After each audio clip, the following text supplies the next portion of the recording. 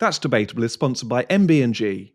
MB&G is specialists in the esoteric world of vehicle and furniture warranty insurance, delivering quite marvellous customer service, prompt claims payment, and a highly developed understanding of how to deliver these products in a way that is both compliant with the regulations and attractive to customers. To find out more, call Paul Smith, the Managing Director, on 07887 501 441. That's 07887 501 441.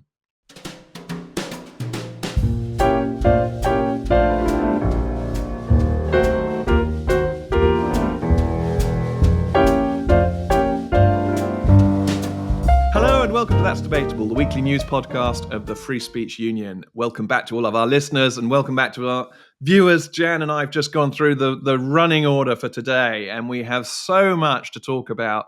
I'm sure members will already know that from the weekly newsletter that was jam-packed, and also Free Speech News never seems to stop. We'll launch straight into our first item, which is this. Well, it's a success for the FSU, for the Free Speech Union, actually. It was reported in the Telegraph and it was reported in the Daily Mail. And it was this recent case of a woman who was summoned by Cambridge Constabulary to be interviewed under caution after she called a man who was threatening her husband, and their teenage daughter. She called that man a pikey while on the phone to the police. And the next day, the Cambridge Constabulary officers told her that they were dropping their investigation of the man and his associate, who, remember, was threatening her and her family, but investigating her for a possible hate crime. She got in contact with us, and we put her in contact with one of our lawyers, Luke Gittos, who also acted for Alison Pearson after she was investigated by Essex Police. And after the Cambridge woman attended the interview with Luke, the police announced they'd be taking no further action against her, but would reopen the investigation of the two men who had been threatening her and her family. So, that's good news. And the constabulary has now admitted that mistakes were made. But Jan, the concern here is that it went in that direction in the first place. This was a mirror image of what should have been. There was sort of threatening behavior, real life threatening behavior against this woman and her family. She, in the heat of the moment, uses the word pikey, and the whole thing's mirror imaged. So she gets investigated, and the investigation into the threatening behavior is stopped. I mean, what are your thoughts on this off the bat? Well, like so many of our stories that we talk about, it is shocking. I mean, really genuinely shocking, because the idea that the police can't recognise an allegation of violence, well, actually, the need to intervene in a violent altercation, which sounds very threatening. But the thing that triggers the clarity for them is an insult, a word, and that it is very, very worrying. I mean, albeit if under pressure from us and other people, they back down and they kind of manage to recalibrate and work out afresh what they ought to be doing. It kind of confirms actually a point that was made. We had a discussion up in Scotland earlier in the year to assess the new hate crime legislation up there. And one of the lawyers who works very closely with us made the point that the way in which he thinks the law will be used is people who are kind of in the heat of the moment, something comes out of their mouths that they wouldn't necessarily use in another context. And because they say it in the presence of a police officer, because they're kind of some altercation or something fracas is going on, that the police will hear that, and sometimes that insult will be directed to the police officer themselves, and so then this will trigger a kind of hate crime investigation. And of course, in the heat of the moment, we all say, I mean, really, I would say the most important things I can guarantee in these kind of situations, domestic or otherwise. And this is after you've gone through the cat, the dog, every other child that you've got, and then you eventually get to the person you mean. But certainly in this situation that the woman describes, where, she had, first of all, the kind of fright of the horses being upset by the cars driving quickly, but then also of the people who have scared the horses coming back to confront the riders. and then not backing down. I mean, that's always very, very shocking and very frightening, because that's imminent violence. And to have your words policed when you yourself feel that you're under threat of imminent violence, I think is really worrying, really, really worrying. You can really imagine these situations that there was being imagined in Scotland, where sometimes it might be people like you or I who get in an altercation, or often the lawyer was predicting that it would be people who are already on the kind of margins of society. So homeless people or people who are mentally unwell, who are more likely to have more to do with the police because they're being policed for their behaviour or their presence. And when they say things to either the public or the police officer, they will end up with this additional aggravating factor added on to the thing they're already accused of. So, it's a mess. It's a mess, and we have to put words back in their place and sort of draw a line between words and behaviour, I think, and otherwise you can see the disorientation that happens otherwise. One last thought on that, Jan, actually, I thought was when the Hate Crime Act in Scotland came in 1st of April this year, seems like a lifetime ago now, given the change of government and all the other issues that have come to the fore. But the point was made that the Police Scotland officers were going to investigate every reported hate crime incident in the context where they'd already said, we don't have the resources to investigate all burglaries, all the what I call the real life crimes. As you say, they have a sort of physical presence to them, an imminence, and are very, very upsetting for people. Being robbed, as you say, this very physical altercation where horses were involved as well. They are very upsetting, they're very frightening, and they're very real. And in any sane world, they would be what the police force is prioritizing and putting first. And yet it's the flip side. There is this sort of cultural strange mood music where it's what we say that gets absolute priority, but what's actually happening in the real world doesn't. And I think there are all sorts of contexts where we've seen that. But I mean, this is good news for our member. This is good news that the police officers in Cambridge, at least for now, has said we got it wrong. So we should take the hope where we have the hope. But shall we move on to talk about football, Jan? Both of us being such keen football players. At least I've been to football matches. That's more than I have. But this one is a season ticket holder for a while. There you go. You'll understand this completely. This is called the Rainbow Refuseniks. Do you want to explain what this one's about? Yes, well, this is the case. I'm sure people have read about it. This week, there have been a couple of cases where Premier League players have fallen foul of kind of Stonewall type initiatives that the clubs are taking, where they're imposing on players the obligation to wear a rainbow armband or rainbow coloured jackets, laces, this kind of. I think everybody's familiar with this now. In every workplace, there's a kind of a point where the rainbow comes out and everybody's supposed to wear it without question. And the question really is, can people question this? Is it legitimate to question, or is it just supposed to be a kind of new, innocuous sort of cultural thing that we're all supposed to take on board? So what happened in these instances, which was the Ipswich Town captain, Sam Morsy, he refused to wear a rainbow armband, and the FA said that they accepted that was reasonable on his part because he's Muslim, as far as we know. Then in a similar case, a Crystal Palace captain, which is my team, the captain Marc Guéhi, he was supposed to wear a rainbow armband, which he did, but he wrote on it, "I love Jesus," because he's an evangelical Christian. And I think he's done this on a couple of occasions. And in that instance, Crystal Palace was saying that, I think the FA were saying they're going to look into it. And he stood his ground and repeated his action of wearing the armband, but with "I love Jesus" on it. And this really does go deep to questions of conscience, really. Whether people can refuse this kind of new corporate branding that has got beliefs built into it.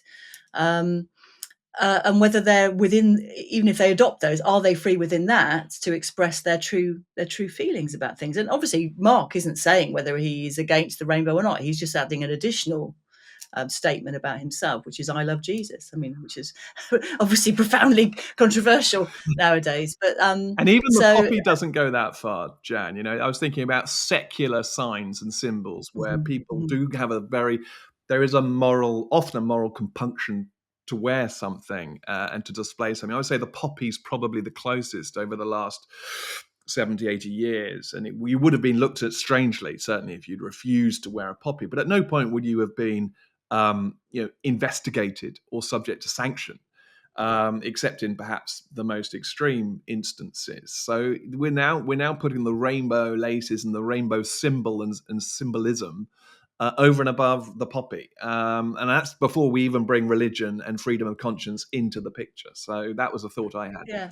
Although I should say that when it comes to the poppy, there has also been intolerance about that as well. So I think sometimes there's a tit for tat that goes on, and kind of our side, if you like, sometimes can be very intolerant of people who don't want to wear a red poppy, for example, or want to wear a white poppy, or don't want to wear a poppy at all. So, you know, this becomes this unedifying spat about symbols and conscience. And I think the priority always has to be for individual conscience. Otherwise, we have nothing, do we? If we can't do that. I think that there was an additional there's additional elements to this kind of football story, which is, well, obviously Lindsay Smith, the Newcastle United football fan who has been excluded from her club, which she supported for years, well, forever, for the content of her tweets in the public domain, and investigated by the police for that. Which, you know, a case that we're involved in and taking on. This kind of massive overstepping, the politicization of the game itself, and the kind of adoption of these non-football related symbols. But then also the policing way beyond the ground, even of fans. But just because you are a fan, your behaviour on social media can then be investigated. It's absolutely, I mean, it's so shocking. I can't quite believe that anybody can think their way through into this being legitimate action to be taken. And that story as well, that Lindsay Smith story, which I think we broke, January time, actually, I think, was included pictures of where Lindsay walked her dog, really intrusive things nothing to do with the stadium, and absolutely nothing to do with where you go to watch the game in the first instance. But there is a little bit of positive news in this as well, Jan, in so much as the FA haven't gone as far as some of the other footballing authorities elsewhere. And the one that jumped out at me in particular was France, where in France, so the Mohamed Kamara, who is the Monaco FC midfielder, which I suppose he's not a forward and he's not a back and he's not a goalkeeper, he's in the middle, has been suspended for 4 matches after covering up an LGBT support badge on his game jersey.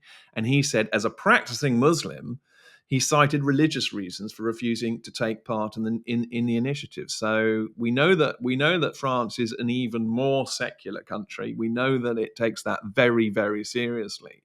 But we thought it also would take freedom of conscience very, very seriously. And in fact, the deeper you dive into this story, the sort of more depressing it gets, because French sports minister Amélie Oudéa-Castéra said the players should be subject to, quote, the strongest sanctions. It is unacceptable behavior, she told a radio station. I had the chance to tell the LFP what I thought about it last night, and I think such behaviour must be subject to the strongest sanctions against the player and the club which allowed it to happen. I mean, Jan, that's astonishing. And then on top of that, it actually takes the Malian Football Federation, so in Africa, to issue a statement in support of their international star, saying players are citizens like any others whose fundamental rights must be protected in all circumstances. Hear, hear. Something's gone wrong. Something's gone very, very wrong when not only is the French football governing body kind of making these sanctions happen, but also the ministers in charge in France are then going onto the radio and condemning it further. So yeah, that at least there's a hope for us that we're not there yet, but maybe that is the next stage for us. Well, there was, in digging around in this story, there's a story of a Greek player who was a very well-loved Greek player, very, very successful, played internationally and for Athens, I think. And he I don't know whether you believe this, he received a 10-month suspended sentence in prison for social media messaging against gender recognition legislation that was being passed in Greece in 2017. And he made a strongly worded statement about the medicalisation of children, and then also added in that God created Adam and Eve, i.e. male and female. And he was convicted in 2022 with a 10-month suspended sentence in prison. In prison, somebody else also received a prison sentence. I mean, and that was under anti-racism law that had been extended to cover other protected characteristics. I mean, we think we've got it bad. I mean, that's astonishing, absolutely astonishing. It is. I think we need to learn the lessons of where these things can go in all different kinds of places where. And Greece, Greece, of course, being the cradle. We call ourselves the cradle. We're the cradle of parliamentary democracy. I mean, Greece ought to be the cradle of democracy. It's a Greek word, for goodness sake. And yet we see that happening in Greece. I know the Athenian democracy didn't last very long, but it was still there that it came from. Well, I wonder if this is more to do with EU governance, actually. Yeah. Where you have a kind of discipline. It is disciplinary. This is what this is about. It's about, for all the people hate Foucault nowadays, he did kind of write really rather well about disciplinary kind of cultures that get created, that get into the nitty-gritty of all of our thoughts and our relationships with people. And this, to me, this huge overreach by football clubs is an attempt to sort of use wherever we come together gets used as a mechanism for disciplining us and trying to kind of inculcate us into these new ways of thinking that are alien to very many of us, or at least things that we might tolerate but we don't believe. And that's what we're coming up against all the time, isn't it? And certain of us can navigate our way through it because we have a sort of sixth sense. We tune in to what's going to get us into trouble. And certain of us can't navigate our way through it because we're just not tuned into it. And that says nothing good or bad about either side there. It's just that it then becomes a new inequity, if you will. It creates a new inequality of those who can cope with this politicized society and travel through it, and those who cannot. And of course, in the middle, you've got those who will not, who are worth our admiration, I think. And that's what I feel when I see these footballers who say, no, this now is a matter of conscience, and I will not wear this because, it's not that I don't like people. It's not that I have a grudge against any person or group of people. It's just I have beliefs that are in tension with this, and they are very dear to me. It's primary school 101 about freedom of conscience, but it's, as you say, it's on the line. Well, it's very difficult for those of us who don't have a religious belief, because this is what we get with the Protected Characteristics and Equality Act, is that you're on stronger ground if you can pitch a kind of recognised belief against another recognised belief. But if you can't really categorise your beliefs, they're just what you think, then it becomes quite tricky. That's the difficulty with philosophical beliefs, isn't it, Jan? That some of veganism, I think, is now protected, or it might be vegetarianism is protected. And there's this ever increasing shopping list of protected beliefs. It's the only way to kind of get onto that battleground and have a dog in the fight for what you're saying and what you're thinking, which is absurd. It's very difficult if you change your. I mean, there's plenty of things I've changed my views on. So if I were to have to prove that the thing I'm now professing is a long-held belief, I might not be able to do that because I've maybe adopted it last week, having thought it all through. Jan so versus Jan. It's a weak grounds, but necessary one that we end up fighting on sometimes. But I think it is very weak ground. Just to say on this one that I'm organising 2 events, hopefully in Manchester, one in Manchester, one in Newcastle in the new year, at which which Lindsay Smith, I'm hoping, will speak, Claire Fox, Toby Young. We'll look at the governance of football and how, not just on the gender issue, but on other kinds of issues, the ways in which football clubs are there's a huge overreach, but also this football governance bill that's being proposed, which will force clubs, even those who don't want to become evangelical about kind of woke beliefs, they'll have to adopt these new kind of ideas and have much greater power to impose them on fans and players and everybody else involved. That'll be a really interesting one. It's it's absolutely necessary given how important football is in the country. But shall we move on to talk about this Oxford Union debate, Jan? So this concerns, and in fact there is now an investigation into this debate. It was an Oxford Union debate. It was a debate about Israel and the Gaza conflict.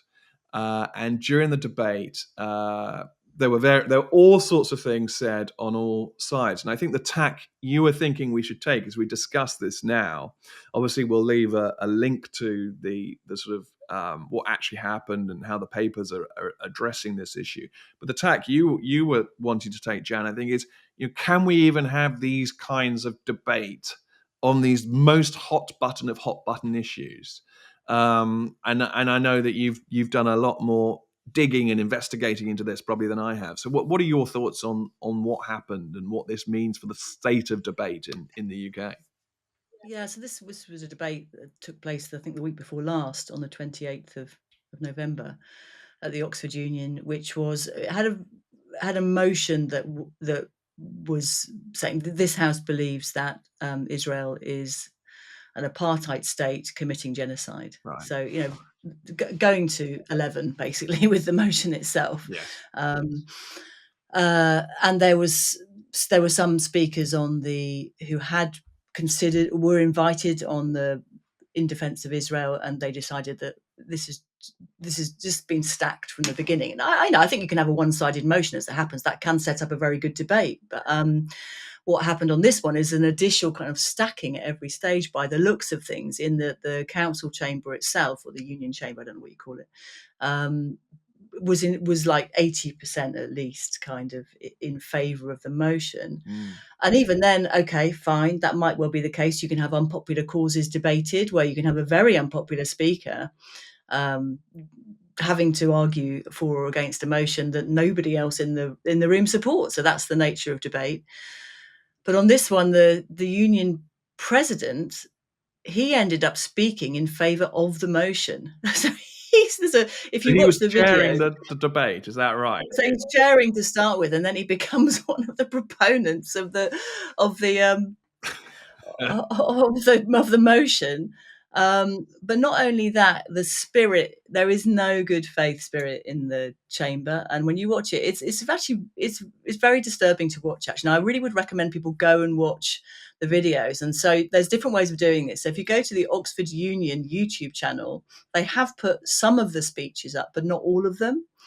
And they've not put up one of the proponents' speeches, and they've not put up at least one of the opponents' speeches. But the opponents were recording, which apparently they're not supposed to do, but I can see why they did it, because they were worried about that there wouldn't be a fair representation of the debate afterwards either. And so various of the speakers have now put out the recordings, which it's been proven to be a helpful thing that they've done, because when the Oxford Union have put up the speeches, including one by journalist Jonathan Sacerdote, who delivered his opponent's speech in a very, very reasonable way, but was absolutely barracked and hounded from the very beginning. It's quite shocking, actually, because he isn't sort of rising to it. He is taking part in the spirit of an Oxford Union debate, but he's absolutely barracked and piled on by those in the chamber. And but the Oxford Union have silenced like 2 minutes at a time of what went on in the chamber when he was speaking in the video that they've put out on YouTube. So if you go and look up Jonathan Sacerdote on Twitter and various places, he's put out the full recording. And that's very informative, because you then get what was being thrown at him. You get these insults that were being thrown at him. Anyway, it's an unedifying spectacle, but nevertheless revealing. So I would suggest that people, if they're interested in this, to go and see what happens. And it raises so many questions about how we can debate the most. I can't think of a more ferociously binary issue at the moment. So it is difficult, and what now seems to have happened is that the opponents of the motion have then called in the police, because there was professions of support for October the 7th Or alleged professions of support for. yes, made by the those in support of the motion. Yeah. Apparently saying it was a heroic act, which would explain again, why they might be blanking out certain sections of it if there's an ongoing police investigation. In fact, I'm surprised they even released a recording of it, given there's a police investigation going on. Well, that might explain why one of the speakers in particular, yes, that isn't up. I think it wouldn't explain why It wouldn't Jonathan expect the flip Sasso's side. speech. No, because it wouldn't explain that, other than the fact that there are people shouting in the chamber expletives. Yeah. But I don't know. But in a way, you sort of almost have to grit your teeth and watch the whole thing just to see how it went down, because it's pretty grim, and it I don't know what we do. I don't, genuinely, one of those things. I don't know what we do about these things, because I don't think necessarily calling the terror police is the solution. I can't see that that's very helpful. Well, because I think it is, though, so in miniature, as you say, very grim. But on the other side, I think it is a really interesting example of where we've got to now. We see it in a disparate way in lots of different institutions and lots of different content. Film showings, on meetings and gatherings, on lectures across different universities. But this then becomes, on the hottest of hot topics, a really good example of how far we've fallen in terms of our ability to debate. So I think I completely concur with you, Jan, that it is really valuable to look at from that perspective. And what's noticeable actually is that on the side of those in support of the motion, the kind of anti-Israel, anti-Zionists, as they would term themselves, what lots of the speakers say is, I shouldn't even be debating this. I don't think this is really up for debate. And that's kind of interesting, because it's only their side that says that. And I have my views on this issue that some people may know, but I'm trying to be as even-handed as I can. But when I watched the speeches, it was striking that they said, I shouldn't even be debating this. And in fact, one of the speakers on that side left the chamber immediately after giving their speech, as a kind of act of protest. So there's a sense that this is not up for debate. A phrase that we've heard many times. This is an existential. You're debating my identity. We must not have this debate in the first place, which I think that's so evidently wrong. If anything needs debating, this is, and it is being debated. I mean, Durham Union did manage to rerun the debate that was first of all cancelled on this issue, and then they did manage to have it. So somehow people need to persist in trying to have this conversation, but it is very, very difficult, because you end up with basically political rallies, which is a very different thing to a debate. And that's why this podcast is called That's Debatable, Jan, because we were trying to say exactly the negation of the debate is over. That's debatable. Yes. And in many ways, it's in the DNA of what the Free Speech Union is about. That is debatable, whatever it might be. Should we move on to speech? Without speech, we have just conflict. Well, exactly, and we have to remember to value what speech can achieve. I think we were talking just before we switched the cameras and the microphones on, Jan. We were saying, one of the things we talk about is hurty words, and why are people so upset by words? But there's a flip side to that, which is actually words are really, really powerful, and that's another reason why free speech is so important. It's not just that we shouldn't let words hurt you, but it's that words can hurt.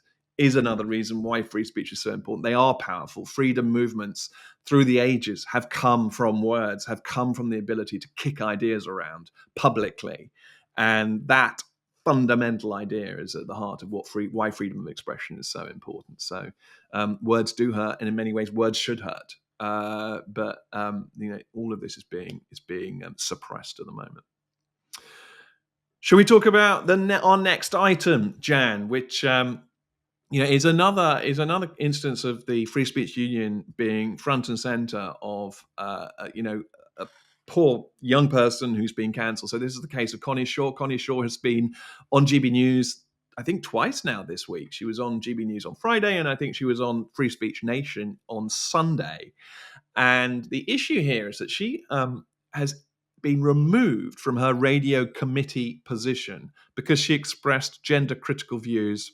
And she also interviewed, in inverted commas, controversial figures for her podcast. In particular, there were complaints about content she published on Graham Linehan's Substack page. Now, Graham Linehan famously is the writer of Father Ted, my favorite ever comedy program, the IT Crowd, and lots of other things. But those two are the ones that I absolutely adore. And of course, has taken a gender critical view very publicly over the last few years and has written a book about his experiences. It's called Tough Crowd. Well, that tough crowd has come for Connie now. And she, interestingly, in sort of a way that goes back to what happened with Alison Pierce in a completely different context, of course, it hasn't been revealed to Connie specifically what led to her removal. So again, we're not telling you what you're accused of. We're not telling you why you're being removed. And so she's been suspended from her role. And she conducted interviews with detransitioner Charlie Bentley Astor. And so she explained that we are the Free Speech Union. When she was on GB News, she explained that we, the Free Speech Union, are appealing on her behalf.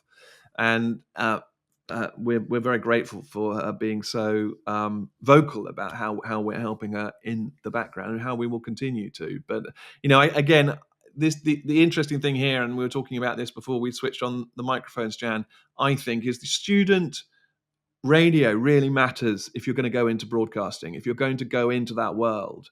And to be suspended or to have a sort of blot on your copybook because of something that's perfectly lawful and perfectly reasonable can mean that you lose that opportunity to continue a career in the media and to get that training ground.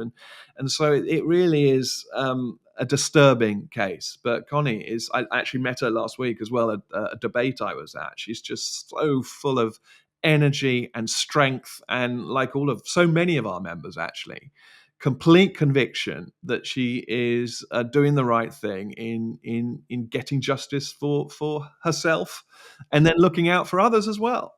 So it's a very inspirational story as well.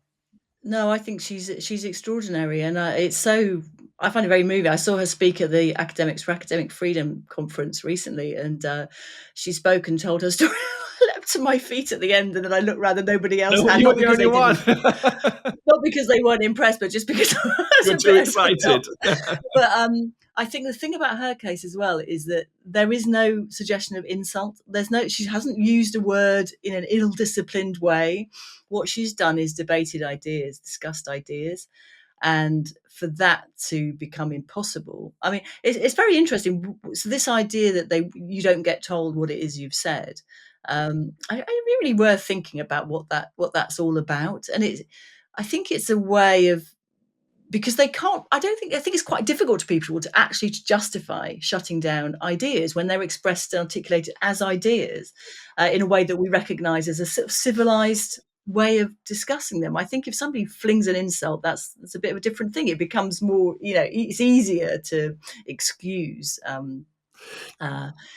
shutting it down. But in this case, it really is about exploring ideas and discussing an issue, and which is exactly what student journalism should be doing. I was up at Sheffield last week outside of the Lionesses football match. There was a bunch of us talking to parents taking their kids to the game about the need for the FA to be very clear on what a woman is, what a man is, and who gets to play in which team. And it was really fun. I did the same thing at Wembley. I've already spoken about it. But a student journalist came up to me and said, "Oh my God, I'm so glad you're here. I'm a student journalist and I cannot talk about or propose any way of reporting on this issue." And it doesn't surprise me. But at the same time, what she means by that is not just the students, it's lecturers as well. that there's a kind of numbing of this issue, and you can see why. I mean, young women were the most kind of abusive towards us. An older couple told me to F off, and I was accused of being a transphobe and all of that kind of stuff. And all the kind of parents were sensible. All the blokes are lovely, and but then the younger women, quite a lot of younger women, were sort of shouting at us, laughing at us, and it's very sad. But I think real life at some point is going to hit them. Well, as I Hopefully always not say, too hard. it's when you have to start paying taxes. I think it's when you Yeah, realise or the have financial babies. reality. You start having if you start having babies, which only women can do. I know. Um, Yeah. That's what I've just to heard. be clear, I've heard just to that. be clear. But I think there are Yeah. two elements to the not telling someone what they've been accused of. In the first place, I think when you were talking just then, I thought, yeah, it kind of reveals the ridiculousness of the accusation. If you do tell them what the accusation is, it's so absurd that an idea is leading to this sanction. That is so absurd. It's embarrassing. And implicitly, there is an admission, yes, it's a bit embarrassing. That's not always the case. It can be the case that the police are conducting investigations. I mean, I'm thinking of something in the real life, in the real world, like murder or whatever it is. And they may not tell you right the way what all the circumstances of why you might be being investigated by the police. That's very, very different.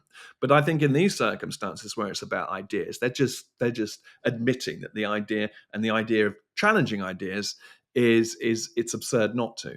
And the second thing, it just resonates for me with the sort of writing down of a confession, which of course we've had in English history with the church and the burning of people who have the wrong beliefs. We've also seen it in the Cultural Revolution in China. We see it in the Soviet Union. You write down. We're not going to tell you what you've done. You've just got to write it all down. Write down your confession, and we'll let you know whether you've covered all bases. And again, seems to be, oddly, not just a historical quirk, but something sort of written into our DNA when we get together. And as human societies, we seem to want people to confess stuff, especially when it comes to heresy. So, there's a whole depth of things about the way that our societies require that of certain people at certain times, but not a free society. No, and also in not directly confronting the person with the idea that has become unexpressible, you build in the scope for insinuation. So when you don't say, "Oh, this is what Alison Pearson said," or "This is what Connie Shaw said," other people can say, "Oh, well, she must have probably said this.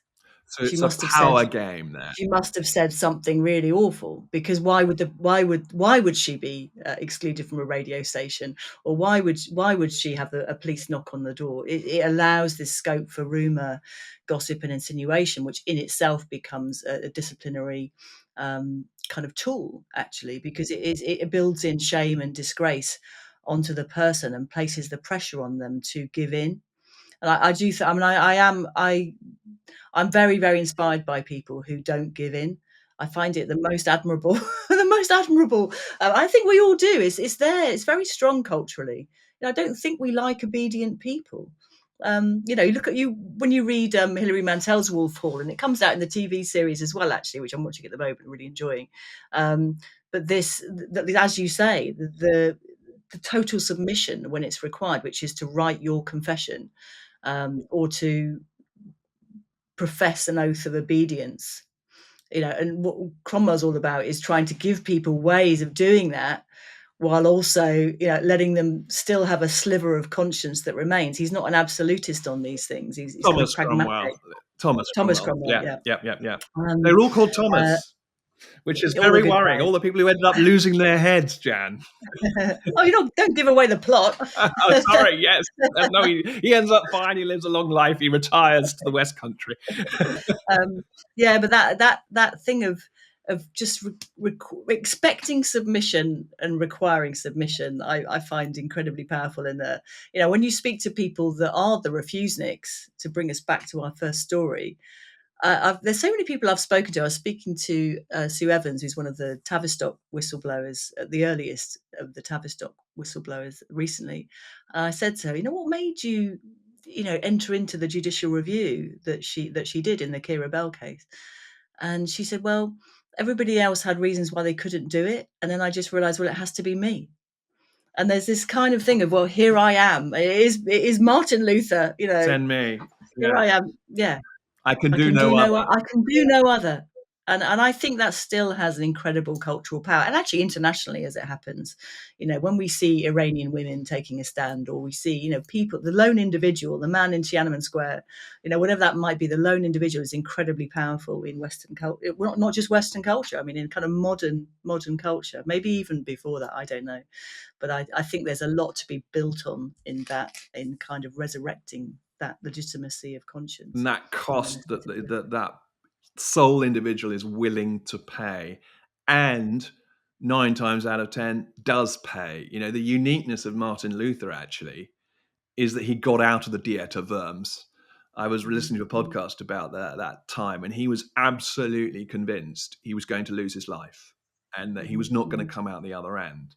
And the miracle is that he did, and then of course the time was right for the Reformation to catch fire in that particular area of Germany, and then move beyond. But counting the cost of what this might mean, we are very much back to those not necessarily those days of being burned and beheaded, but we are back to the days of losing your livelihood and losing your reputation and losing everything. Everything social death. Yeah, social death. Social death. Yeah. Yes. We're going to move on to the next item, which interesting is about our colleague Jan, Dr. Ben Jones. We've got so many doctors as well as you, Jan. We've got Dr. Ben Jones, and he's been doing his doctorate while working with us here at the Free Speech Union, which is pretty impressive in and of itself. But what he did recently, there was a National Secular Societies Members' Day, NSS, and Ben went there to present the findings from his 3-year doctoral research project, which was all about highlighting the mistreatment faced by people who are attempting in the UK to leave Islam, particularly mistreatment from their families and from their communities. And one of the quotes that really jumped out to me is a very powerful discussion that he led on that NSS Day. One of the quotes he said was that the stories he captured during his interviews with 25 ex-Muslims should not happen in any country, let alone the UK. And he found that numerous people wanting to leave Islam who had been forced to live double lives, they'd had their finances seized by relatives or even faced physical assault. And again, one that jumped out to Ben, and certainly I think jumped out to anyone who's heard Ben talk about this, is a police officer. So again, a British police officer suggested to a 19-year-old lesbian under threat from her parents that she should not talk openly about leaving the faith.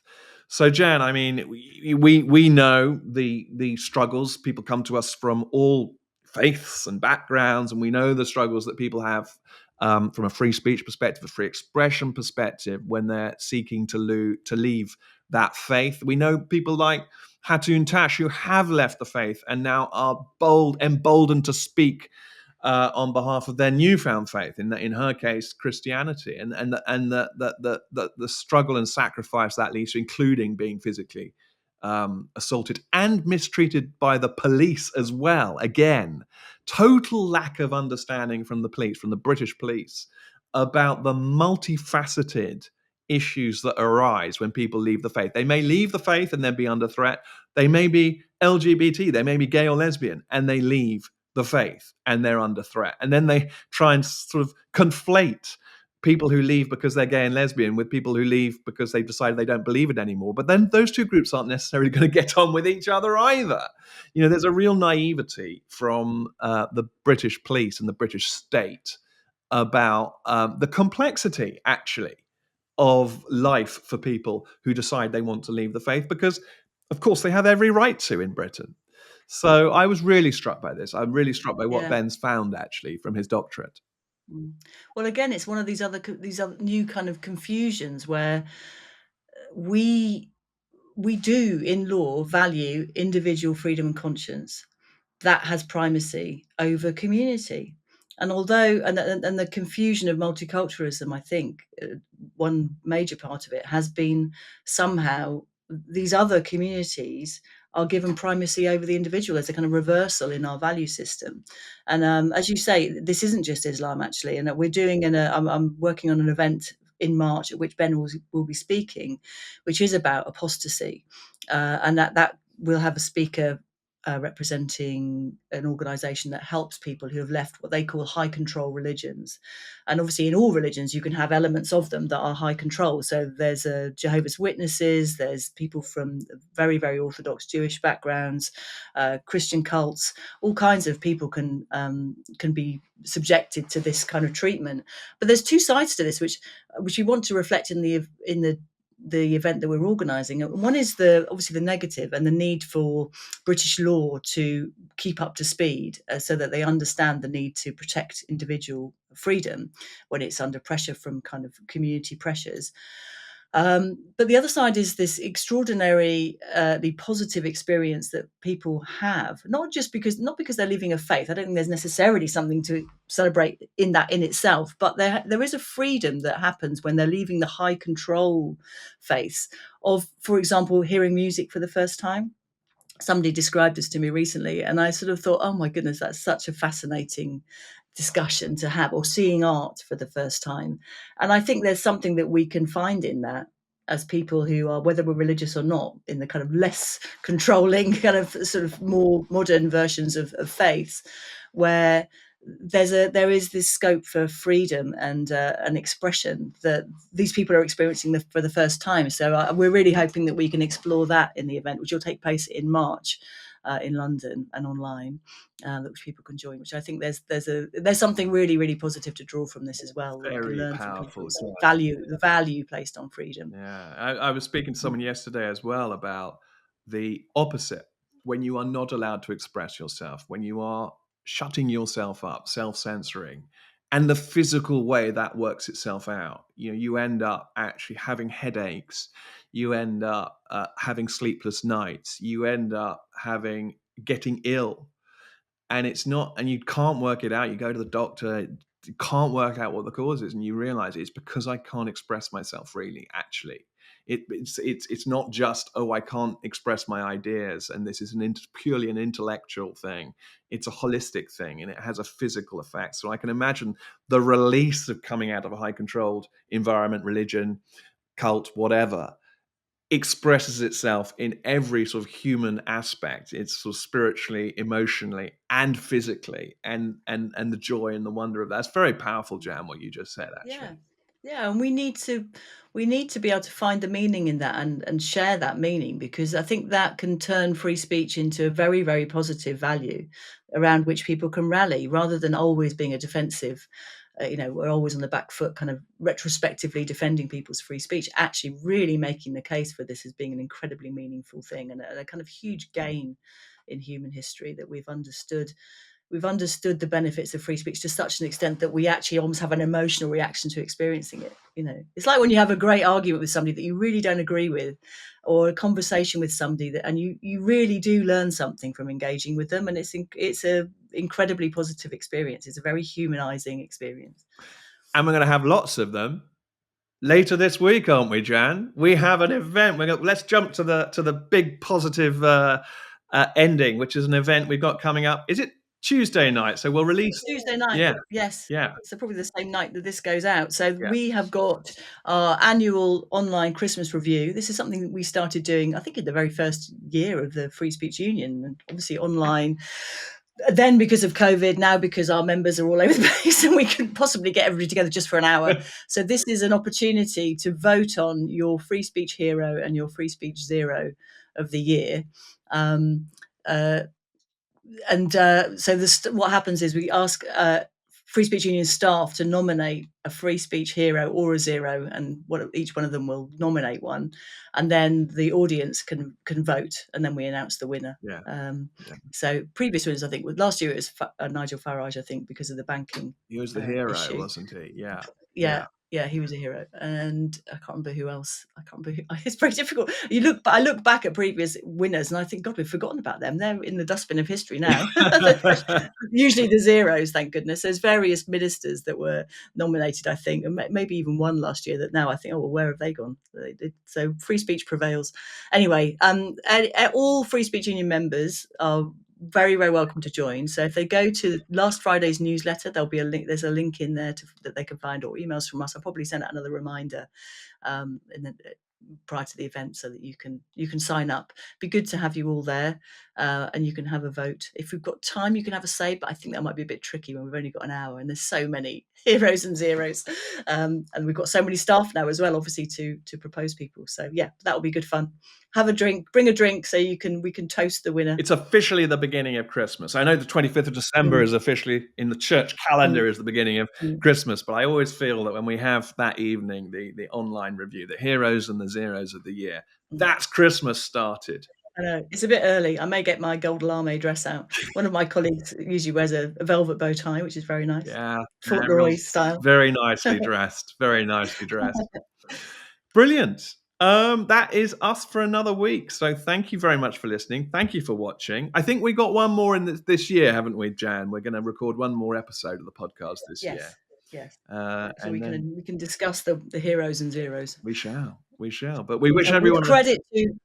Yeah, sorry, just to credit Dennis Hayes and Academics for Academic Freedom, because they have a big website of heroes and zeros that they keep track of all year round. But so I hope he doesn't think we've nicked the terminology, but it's a good one. It's a good one. It works really well. Yeah. Well, you credited him, Jan. So there you go. But yeah, we wish everyone a very good week. So bye-bye for now. Bye-bye.